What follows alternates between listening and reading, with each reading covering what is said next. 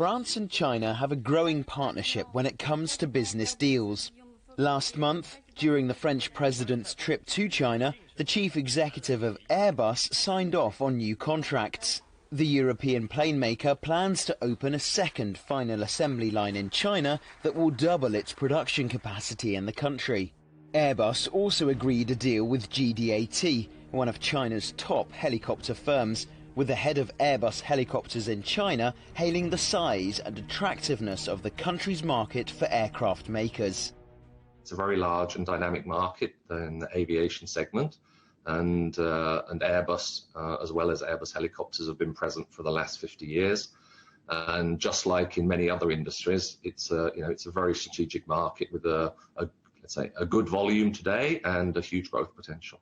Airbus's main operations are focused on its long and short-haul planes, but its helicopter business is also growing. We're not just here to sell helicopters, we're also here to, let's say, to enter into cooperations.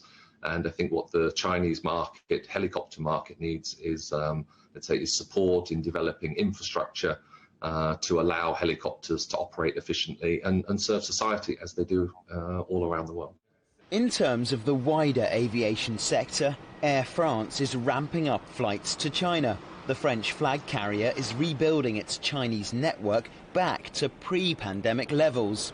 By July the 1st, the airline expects flights to Beijing, Hong Kong and Shanghai to be operating daily.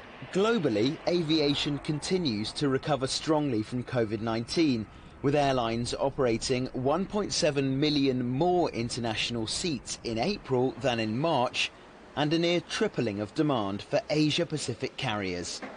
With Airbus, one of the world's two biggest plane makers headquartered here, and Air France restoring its China routes, the business partnership between Paris and Beijing in the aviation sector is really starting to take off. Ross Cullen, CGTN, Paris.